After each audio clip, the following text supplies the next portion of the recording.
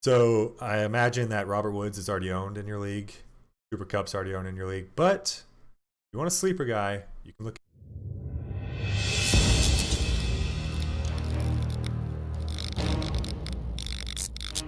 What is up, Fackers? I'm here to help you win your fantasy football championship. And you might ask, how am I going to do that? Well, I'm going to tell you the best schedules for each position.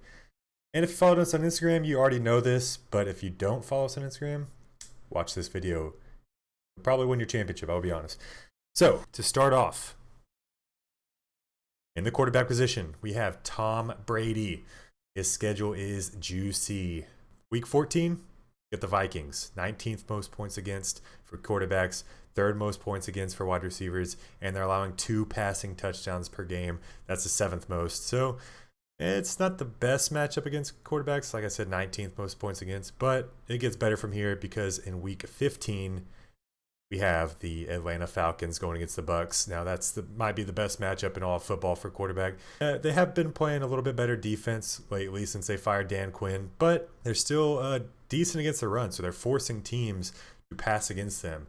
So I don't expect Rojo to do much in that game. So it's going to all come down to Tom Brady versus the trash Falcons secondary.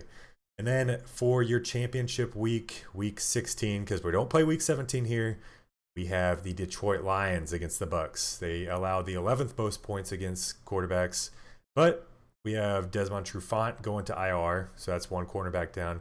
We got Jeff Okudah questionable this week, so keep an eye on him in a couple more weeks. Maybe he'll be playing, maybe he won't. And just a bad defense overall. Now, we know 11th most points against for quarterbacks doesn't sound like a lot, but when you take into account that they're allowing the most points against for running backs, it just proves that their whole defense is trash. And if Bruce Arians doesn't want to give the ball to Ronald Jones anymore, then it's going to come down to Brady, like I said. And he's definitely has the weapons. He's got Antonio Brown, Chris Godwin, Mike Evans, Rob Gronkowski. So he's got the weapons. I don't know if he has a talent so much anymore, but he's still playable in these kind of matchups. So look for him if you're looking for a streamer in these next few weeks, because that's a really good schedule. And moving on to the running back position, I'll tell you right now, this is not going to be a guy you're going to be able to pick up and plug into your lineup. He's already owned. He's the best running back this year, second best running back at least. It's Derrick Henry going against the Jaguars, week 14, 6th most points allowed to running backs. Jaguars don't have a high-powered offense, so you know Tennessee's probably going to get up on them big and just pound the ball with Derrick Henry. Now, we saw last week, or depending on when you're watching it, when the Titans played Cleveland, they went down big, so Derrick Henry didn't get a lot of work. He doesn't get a lot of passing work, but you won't have to worry about that going against the Jaguars because they've basically given up on the season. They have one win right now, maybe going for the top pick overall. If the Jets could win a game, they almost won one last week. That's besides the point, though. So yeah, got the Jaguars, week 14. Week 15, he's going to the Lions. You just heard me talk about the Lions in the quarterback position, but in the running back position, I already said that they give up the most points allowed to running backs. So when you go from the Jaguars to the Lions, expect Derrick Henry to run all over him. Maybe I could see a 200-yard game in one of those. And they just fired their head coach, Matt Patricia, so it's just downhill from here. And to end your fantasy football schedule, week 16, they have the Packers, third most points allowed to the running backs. And they're kind of a funnel defense, so you don't want to throw on them as much because you got Jair Alexander shutting down one of your wide receivers. So it's going to be the Derrick Henry show, weeks 14 through 16. This is a guy you probably should have been targeting earlier on in the season, even though he was going off, so that you'd have to give up a bunch. But with this kind of schedule, he would have been worth it. He's averaging 22.5 carries per game. That's the second most behind Dalvin Cook. And the Titans are just really good at keeping the game close. So as long as they're keeping the game close, Derrick Henry is going to get the ball. I will say if you are looking for a running back on the waiver wire that has a good schedule, you could look at the Packers. And I'm not talking about Aaron Jones because he's probably owned already. But Jamal Williams has been getting some work in lately. They have the second easiest schedule. So maybe take a look at him if he is even available on your waiver wire. I doubt he is too, but just might be a guy you can look out for. And let's go on to the wide receivers. For the easiest schedule, 14 through 16, weeks 14 through 16, we have the Rams. Currently, as I'm recording this, they are playing the Patriots. It's looking good for them right now. Not the receivers so much, but the Rams as a whole, because I think they're up. Let me double check. Up 17-0. Sorry, 17-3. Patriots just kicked a field goal at halftime. So I don't expect the Rams wide receivers to go off this week, but it doesn't matter because you already plugged in your lineup either way. So let's just move on to week 15. They are playing the Jets, the worst team in football. I mean, not much to be said about that. One thing that the Jets are decent at is they stop the run pretty well. So they force you to throw the ball against them, and it works. They are allowing the 11th most points against wide receivers. So basically just start your Robert Woods, start your Cooper Kupp. And I'll tell you a guy later on after I finish this last team that they're playing, which is the Seahawks, the best team to play against for wide receivers. They're allowing 27 targets per game, most points allowed per game to wide receivers.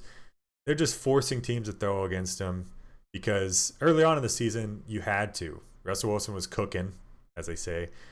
And in order to beat the Seahawks, you just had to throw the ball to keep up with them. Now, I expect the Seahawks to start running the ball a little bit more with Chris Carson back, but you're still going to be able to throw against their trash secondary. So I imagine that Robert Woods is already owned in your league. Cooper Kupp's already owned in your league. But if you want a sleeper guy, you can look at Josh Reynolds.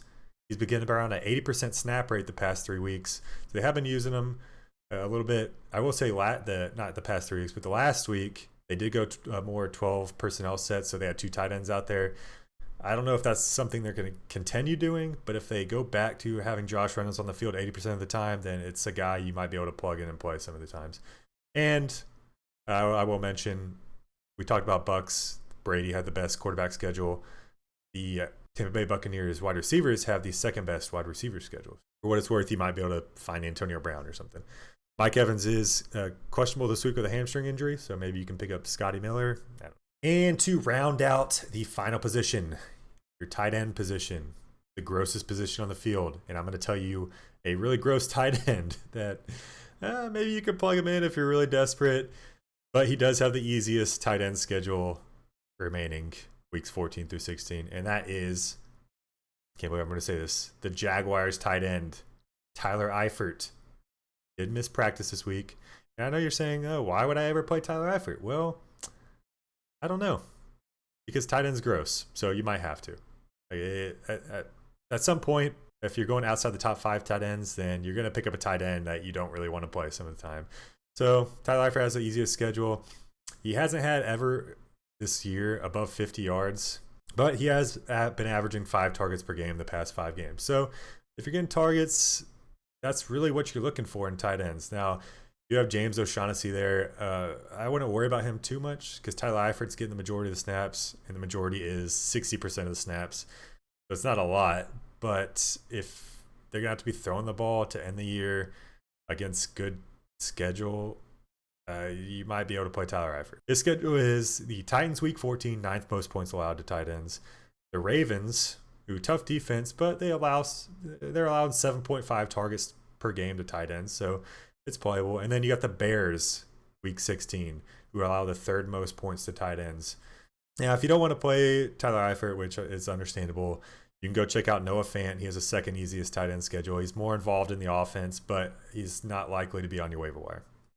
So wrapping up all those positions, I hope you might be able to grab at least one of these guys to win you your fantasy football championship. If you do, just send us some money or something because, I don't know, we helped you out. Come on.